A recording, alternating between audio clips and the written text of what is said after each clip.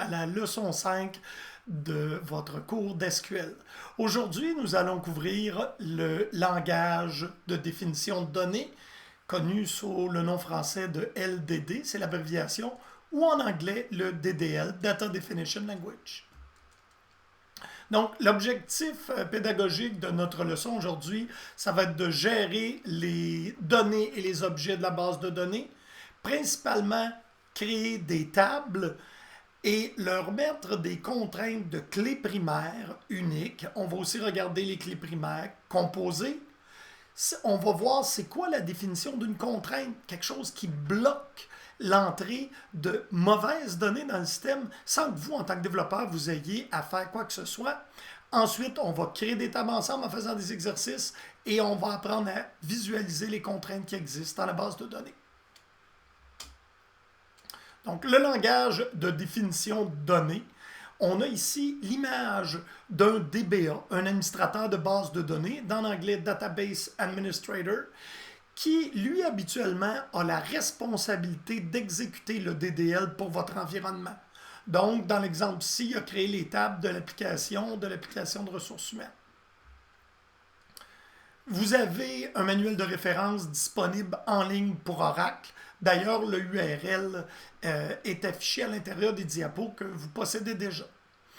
Donc, on a plusieurs définitions de sous-langage dans le SQL. Celui d'aujourd'hui, le LDD, langage de définition de données, et possède les mots-clés create, drop, truncate. Et là, ça peut être create table, drop table, truncate table. Ça va nous permettre de faire les objets, les conteneurs qui vont avoir les données à l'intérieur. Ensuite, on se rappelle, on a le langage de manipulation de données qu'on a déjà vu dans les cours précédents. Insert, Update, Delete, Select.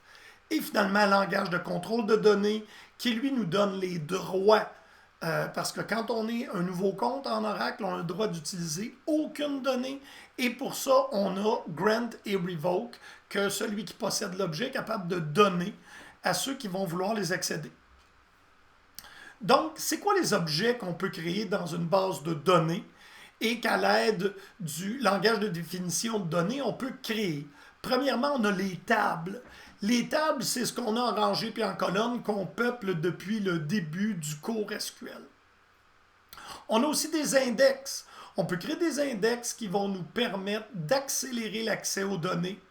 On peut créer des séquences. Les séquences, c'est l'objet un peu comme quand vous allez à la boucherie et vous voyez au coin un espèce de petit objet qui vous permet de prendre un numéro séquentiel pour que lorsque le boucher est rendu à vous, il soit capable de donner votre numéro et que vous fassiez servir. Donc une séquence, c'est un objet de la base de données qui va vous donner un numéro unique séquentiel. Les vues, c'est un autre objet, puis une vue, le concept est simple, c'est un énoncé select sauvegardé dans la base de données. Donc, select étoile from emp, on peut sauver ça avec des conditions, where par exemple, depno serait égal à 20. On sauve ça sur une vue qu'on appelle EMP20. Et lorsqu'on ferait un select sur EMP20, on aurait seulement les employés qui sont associés au département 20. Des synonymes, on va s'en servir pour créer des noms raccourcis pour accéder à des objets qui pourraient se trouver dans d'autres schémas. Donc, tous les objets que j'ai nommés là, incluant même les utilisateurs. Les utilisateurs, c'est un objet de la base de données. C'est créé à l'aide des instructions de DDL. Ce que vous devez posséder le concept pour plus tard dans le cours, parce qu'il faut comprendre que c'est un cours d'introduction, c'est la création de tables, de vues et de séquences. Pour ce qui est des index, ça va aller dans un cours plus avancé, les synonymes aussi. Donc, comment on nomme les objets de la base de données? Ben là, l'avantage, c'est qu'on l'apprend une fois et ça va servir pour tous les objets qu'on va créer dans la base de données. Il faut comprendre qu'à partir de la version 12C en avançant d'Oracle, la version 2, 12C R2 communément appelée, les règles ont évolué, mais pour le besoin de ce cours, on va garder les règles simples. Ça va nous assurer la compatibilité avec des bases de données plus petites. Donc, les noms d'objets, que ce soit utilisateur, table, contrainte, doivent toutes commencer par une lettre de A à Z. Sont 30 caractères de long et ils doivent seulement contenir les lettres de A à Z ou les symboles de 0 à 9. Donc, alphanumérique et 3 caractères spéciaux qui sont souligné, dollar et dièse. Dièse ou hashtag. Et ils ne doivent pas déjà être un mot-clé réservé par Oracle. Tous les objets doivent avoir un nom unique. Donc, je répète, 30 caractères de long, doit toujours commencer par une lettre, doit être composé d'un alphanumérique avec un symbole qui peut être dollar, hashtag ou souligné. En fait, maintenant, on entre dans le vif du sujet, la création de nos objets ou la manipulation des conteneurs des objets. Donc, les 3 mots-clés qu'il faut retenir dans le DML, c'était Insert, Update, Delete, Select. Maintenant, dans le DDL, c'est Create, Alter et Draw. Et là, dans le cadre de la leçon ici, on va apprendre à créer des tables avec les attributs et les types de données associés et les contraintes. On va apprendre à modifier les tables, Alter Table, créer, c'était Create Table. Enfin, on va apprendre à les effacer avec Drop Table et on peut même renommer des objets avec l'option Rename. La syntaxe de l'énoncé de création de table, c'est Create Table. Ici, on voit schéma. Naturellement, le schéma est assumé lorsque vous êtes connecté comme un utilisateur comme étant celui-ci. Fait que vous n'êtes pas obligé de le mettre. Si vous voulez créer une table dans le schéma de Scott, un schéma c'est égal à un utilisateur dans un monde Oracle, vous avez simplement à faire Create Table, nom de la table. Vous ouvrez la parenthèse, puis après ça, ce qui se répète, c'est le nom de la colonne, son type, virgule, nom de colonne, type, virgule, nom de colonne, type, virgule. Puis là, vous pouvez dire en regardant la diapositive, oui, mais je vois ici Default Expression. Effectivement, il est possible de mettre une clause Default dans le cadre où on ne fournirait pas de valeur dans l'insert. La valeur de défaut qu'on aura spécifiée lors de la création de la table va s'appliquer. Ce qui est écrit dans l'encadré rouge, c'est que pour pouvoir créer des tables, il faut posséder les privilèges de création de tables et de stockage. J'ai parlé nom de colonne type. C'est quoi les types importants, ceux que vous devez savoir pour ce cours? Les types, on en a 4. En fait, varchar 2, number, date. Et là, le 4e serait un long, mais on ne s'en servira pas. Donc, vous pouvez faire à peu près tout ce que vous voulez en SQL à l'aide de 3 types. Varchar, qui est la chaîne de caractères, et on l'appelle variable parce que le stockage qu'elle utilise dans la base de données est variable. Par opposition au char, que vous devez aussi savoir, qui lui, mais dont on ne servira pas souvent, dont lui est un endroit déterminé. Donc, si la différence entre un char de 50 et un varchar de 50, c'est que dans la base de données, lorsque je vais utiliser char 50, 50 caractères vont être réservés. Tandis qu'un varchar, si je mets seulement 10 caractères seront réservés dans la base de données. C'est plus économique. Et pour la plupart des énoncés que vous allez faire à l'intérieur de ce cours-là, varchar 2 est le bon type de données utilisé pour les chaînes de caractères. Number nous permet de créer un nombre. Il est possible de spécifier, c'est optionnel au bout de number, le nombre de chiffres décimaux qu'on voit ici avec D, et la valeur maximale de nombre de caractères N. Donc, on peut faire un number 10, 2, ce qui veut dire un nombre de 10 positions, desquelles 2 sont un nombre décimal. Date, c'est important, souvenez-vous, on l'a déjà vu, mais en Oracle, la date est un dateur. Donc, il y a la date plus l'heure au second. Ici, on voit tous les autres types de données qu'on a, qu'on pourrait utiliser. Il y en a d'autres, mais ça, c'est vraiment à comprendre, mais vous n'avez pas besoin de tout retenir parce que vous pourrez y revenir et lors d'examen, on ne vous testera pas sur l'ensemble des types de données. On a besoin que vous maîtrisiez varchar 2, number et date. Donc, on a ici un exemple de création de table. C'est la table DEPT. On fait Create Table, nom de la table, dans ce cas-ci DEPT. Ouvrez la parenthèse, nom de la colonne, type, no espace number, entre parenthèses 2, qui est sa dimension, et dname varchar 2. Donc, c'est toujours le même principe. Nom de la colonne, type, virgule, nom de la colonne, type, virgule. Et si on regarde ici au bas pour le dernier exemple, on a un champ qui s'appelle createDate, qui est la date de création, qu'on définit comme étant un date, et on rajoute la valeur de défaut sysdate. Ça veut dire que si on ne fournit pas de valeur pour createDate, le système va insérer la fonction sysdate qui retourne la date du jour. On poursuit avec la création des tables. Alors, comme je le disais, on voit bien ici la syntaxe qui est create table, nom de la table. Puis on a l'exemple juste au bas. Donc, create table EX produit, nom de la colonie des produits, number. Et maintenant, on rajoute la contrainte. La contrainte, on va la voir plus en détail un petit peu plus tard, mais vous avez déjà appris c'était quoi une clé primaire. Une clé primaire doit posséder une valeur et doit être unique. Donc, on rajoute la contrainte clé primaire. Ensuite, le nom du produit, not nul. Ça veut dire qu'on ne veut pas que cette valeur-là soit laissée nulle lors d'une insertion. Après ça, on a la description, la quantité disponible et la date de création. Puis ici, dans la date de création, il aurait été bon de faire comme dans l'exemple précédent, default value, donc mets le mot default sysdate. Comme ça, à la création, il y aura automatiquement l'insertion de la date du jour. Ici, on a un exemple d'une clé primaire nommée. Donc, dans notre, si on regarde l'exemple, create table EX produit 2, on a ID produit number. On a une virgule ici. Au lieu de définir une colonne sur la ligne suivante, on définit la contrainte. Contrainte, ce qui est en mauve. PK produit, nom de la contrainte qui est en vert. Clé primaire, primary key, qui est le mot-clé, et on met entre parenthèses le nom de la colonne qui sert de clé primaire, dans notre cas ici, ID produit.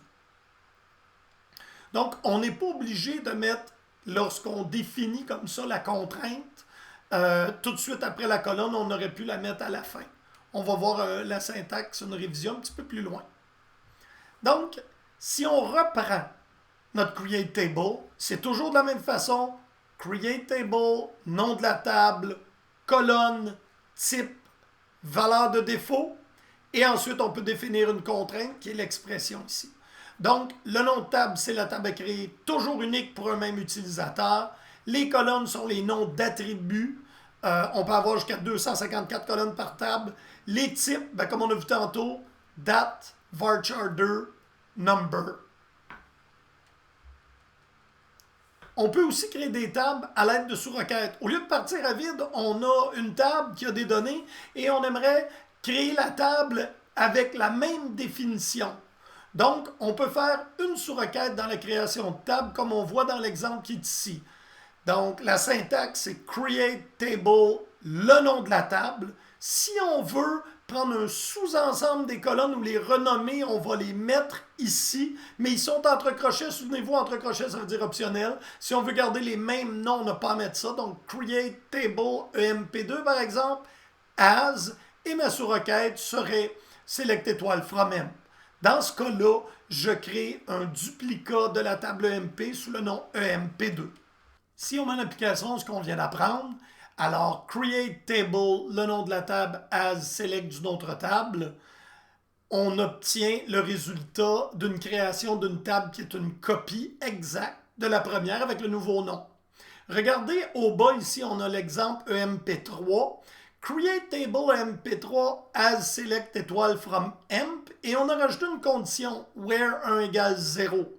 Cette condition-là va s'évaluer comme étant fausse. Dans ce cas-là, seule la structure de la donnée, de la table, sera copiée, mais on n'aura pas les lignes dans la table. Donc, les données seront ignorées. Je vous demanderai de créer une table et comprendre que lorsqu'on crée une table à l'aide d'un create table as select, les contraintes ne sont pas créées. Donc, si vous avez une contrainte de clé primaire ou une contrainte non nulle, elle ne suivra pas. Et dans l'exemple qui est ici, créer la table DEPT2 avec les colonnes nommées suivantes. DEPT-ID qui doit être un number, nom qui est un varchar 220 et ville varchar 230. Et on voudrait avoir une date de création qui aura comme valeur de défaut 6 dates.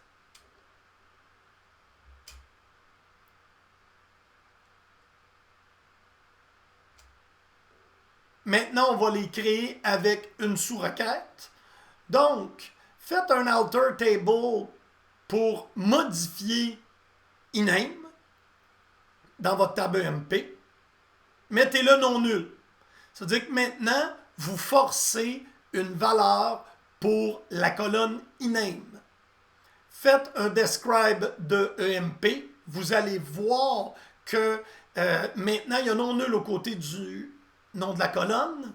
Ensuite, créez la table EMP2 avec les colonnes empno, iname, salle annuelle, hire date à partir de M. Donc ça, c'est un create table as sous requête. Et par la suite, regardez les contraintes à l'aide d'SQL Developer de la table que vous venez de créer ou avec desk et vous allez voir que le note nul n'apparaîtra pas. Donc, si on regarde ici, la table a été créée, l'exercice a été fait, et on voit au bas, dans la sortie du script, iname et non nul.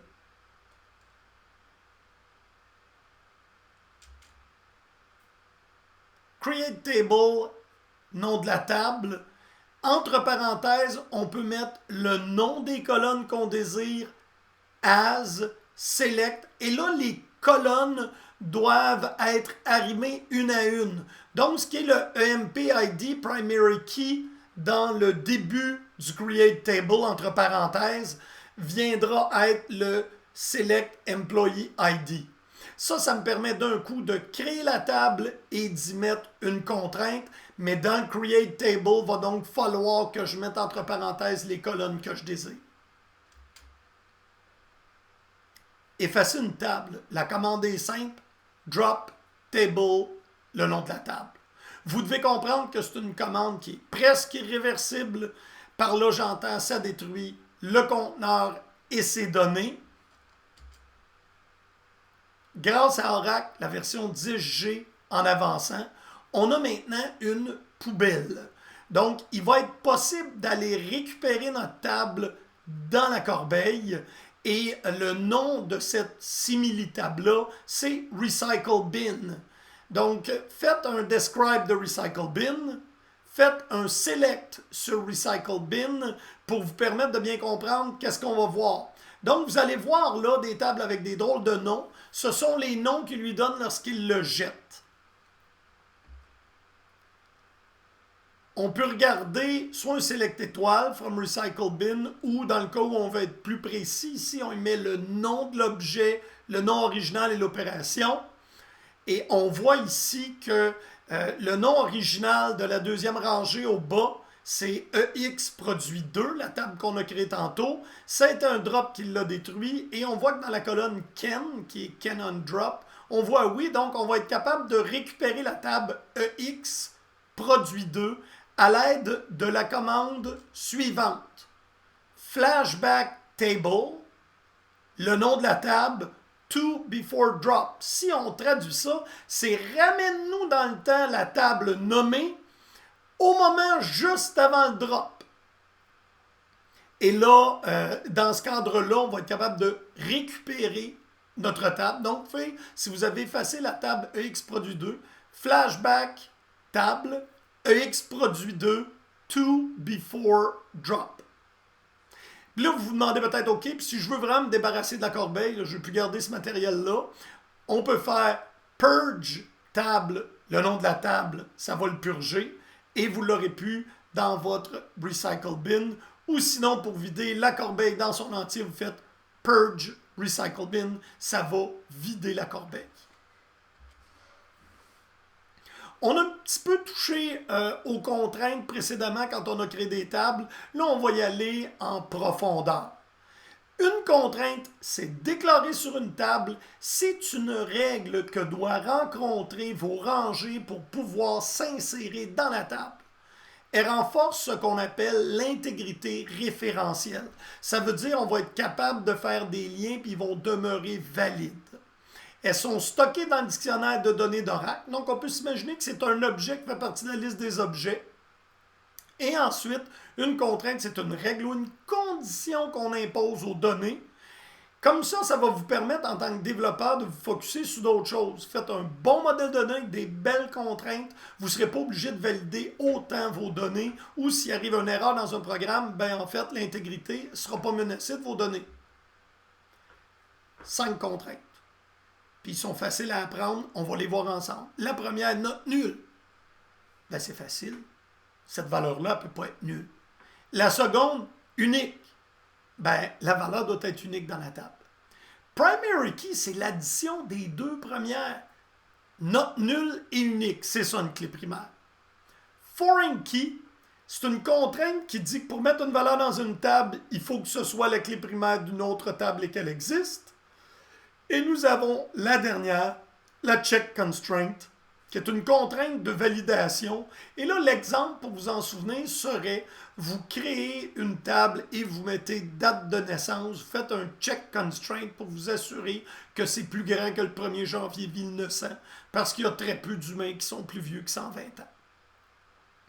Donc, il y a deux façons au niveau de la syntaxe qu'on peut mettre une contrainte, puis on les a vues rapidement.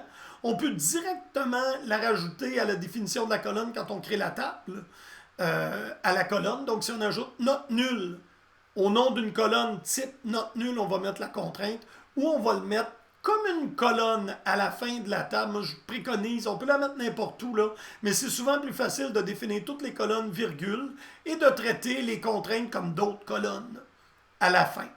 On va voir des exemples.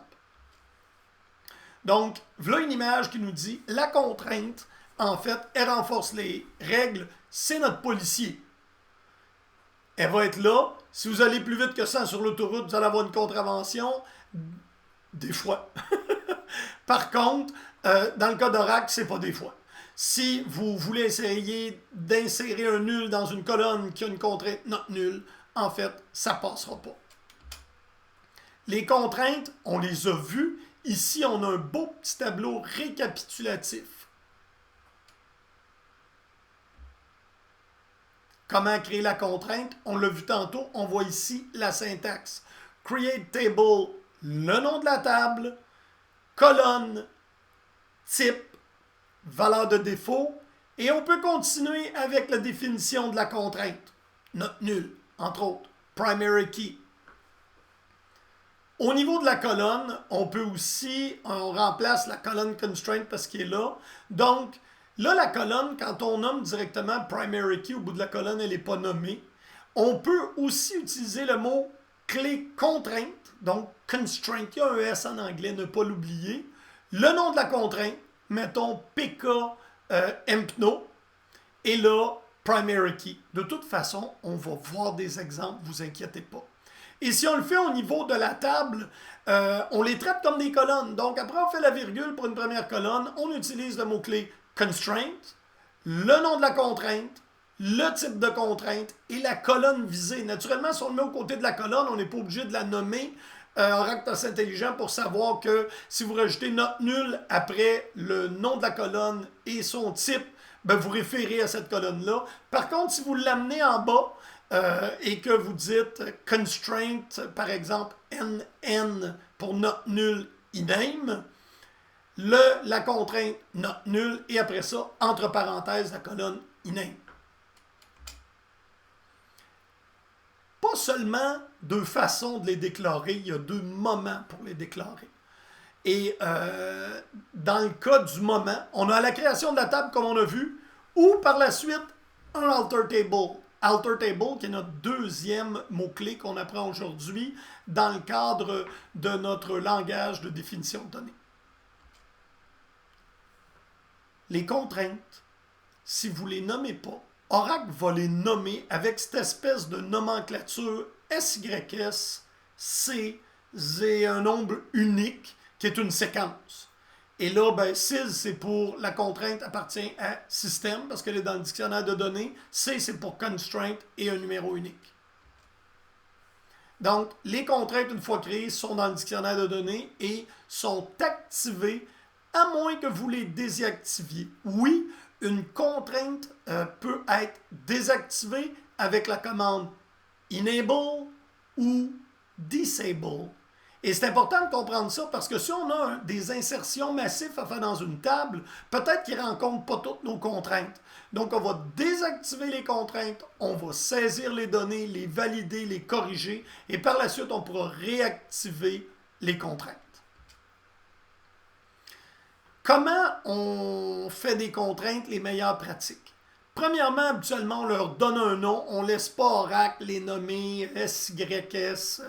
On recommande de les nommer de la façon suivante. Le nom de la table, nom de la colonne, le type de contrainte. Ou à l'envers.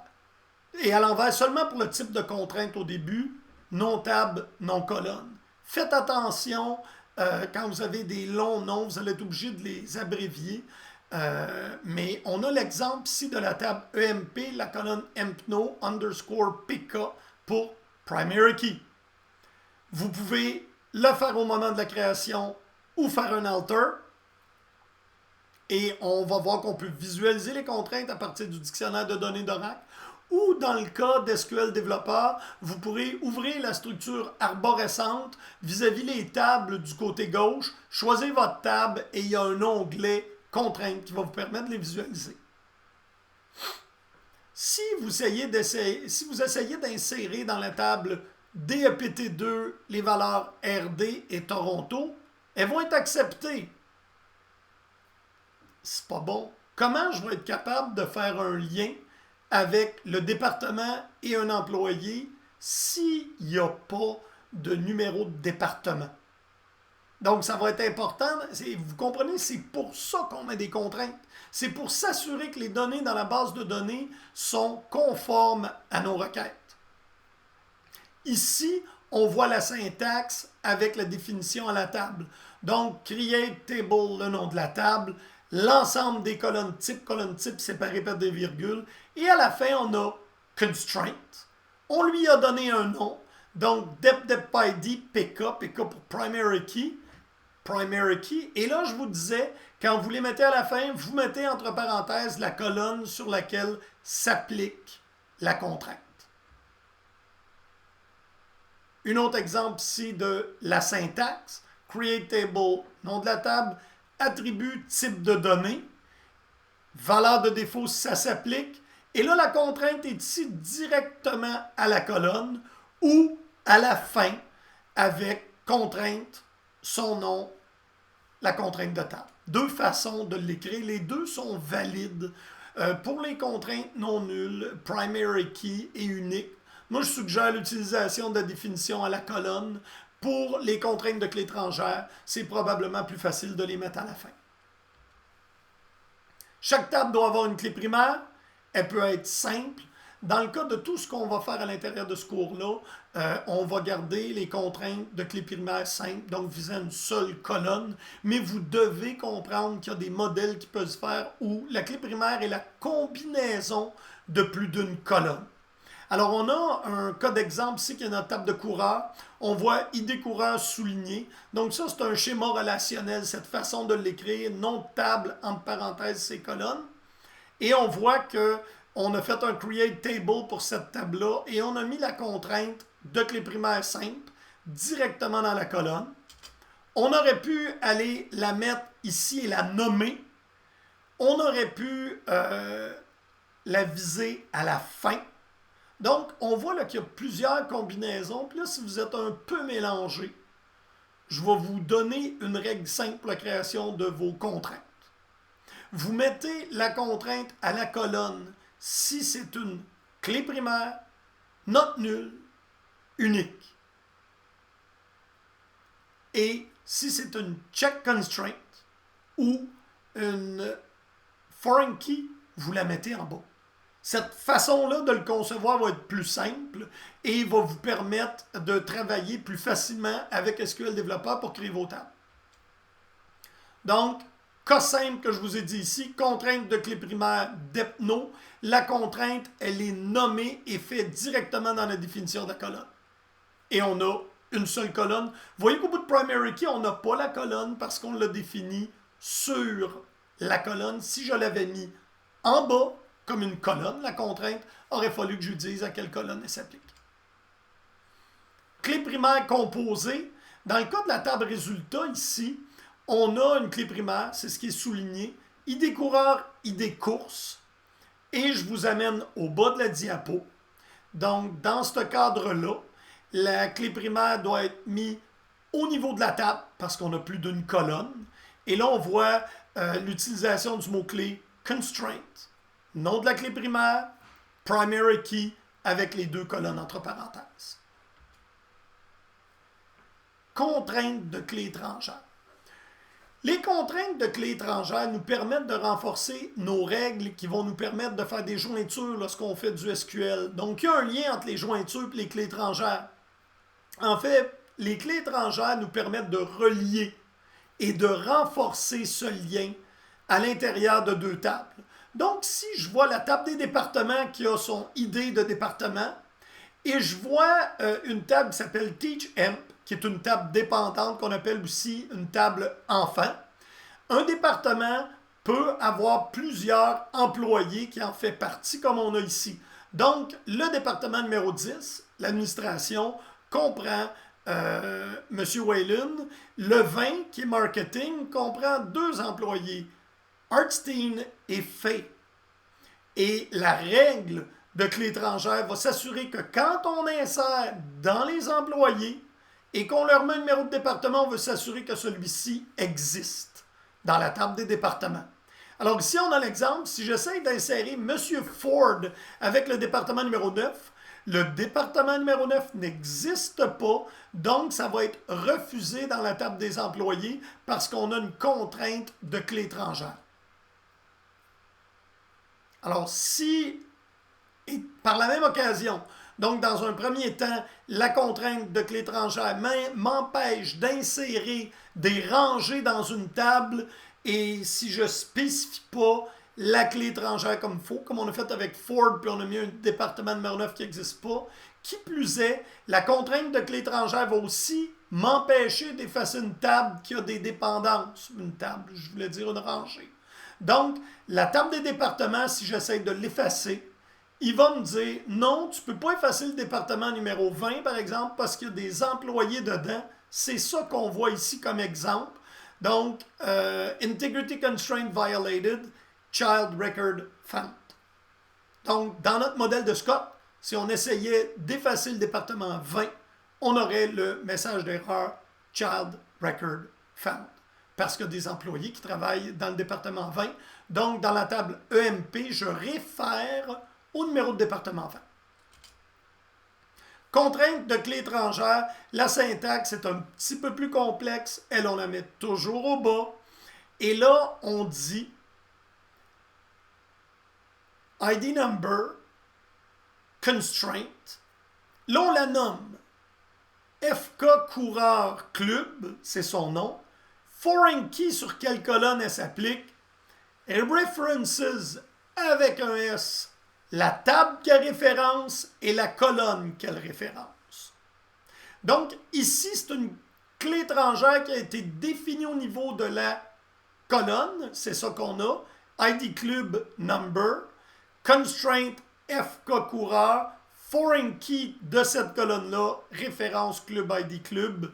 C'est pas commun, comme je vous disais tantôt, je vous suggère plutôt de toujours définir vos clés étrangères à la suite des colonnes. Et là, on a un bel exemple. Donc, on a défini la contrainte de clé étrangère à la table ici. Donc, c'est toujours constraint, nom de la contrainte, foreign key, quelle colonne de votre table qui a un lien avec une autre table, dans le cas d'ici, Department ID, et on lui dit à quoi elle réfère. Donc, References, la table département, la colonne Department ID. Contrainte de non-nullité, contrainte d'unicité. On les a vus auparavant. La contrainte de non nul, moi je vous suggère de toujours la mettre au niveau de la colonne. Donc, nom du coureur, varchar 20, varchar 2, 20, non nul, ou la contrainte d'unicité, même chose. L'exemple qu'on voit par contre au bas, on l'a nommé la contrainte d'unicité. C'est pas nécessaire pour le cours. Contrainte d'unicité. Si j'essaye d'insérer à l'intérieur de la table des employés Mr. J. Smith une seconde fois, alors qu'il est déjà là dans le numéro 208 dans notre exemple, en fait, on va avoir une erreur qui va nous dire que la contrainte d'unicité s'applique. Un autre exemple, si en jaune, je peux mettre ma contrainte à la fin et la nommer.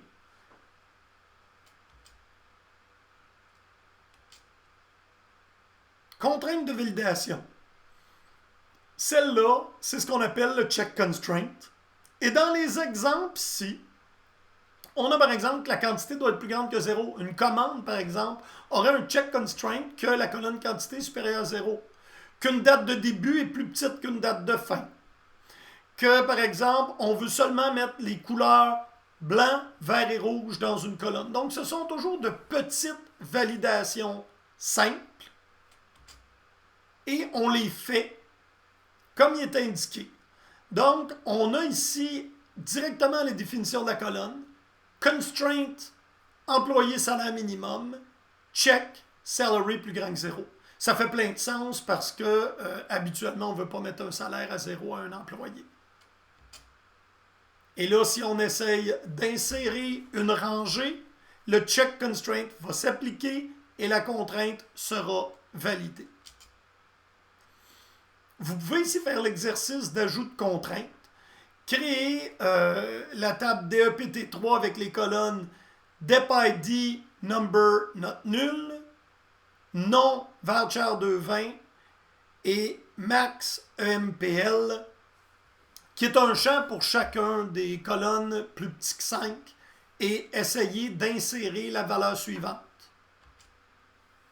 Donc, j'ai créé ma table DEPT3, j'ai rajouté ma contrainte de validation d'employé, CHK underscore max employé, et vous voyez, lorsque j'essaie d'insérer, j'ai que le check constraint a été violated. Donc, je ne peux pas insérer ce type de données-là. Et là maintenant, si on ajoute des données valides, ben dans ce cas-là, l'insertion passe. Pour valider vos contraintes sur une table, vous pouvez, à l'aide d'SQL Developer, tout simplement cliquer sur la table. Là, j'ai cliqué sur la table EMP de l'utilisateur Scott. Et vous voyez, il y a un onglet qui s'appelle Constraint, qui vous permet de voir chacune des contraintes. On voit la contrainte au bas, SYS C18031. C'est un check constraint qui n'a pas été nommé, c'est un not nul. Donc, quand on ne les nomme pas, le nom reste comme ça. Pour ce qui est de la clé étrangère et de la clé primaire, on voit qu'elle possédait des noms FK Depno et PK EMP. Ceci termine notre leçon numéro 5. Ce qu'on a vu aujourd'hui, comment créer des tables, comment créer des contraintes, qu'est-ce qui va se passer si on insère des rangées qui ne rencontrent pas les contraintes. Merci et bonne fin de journée.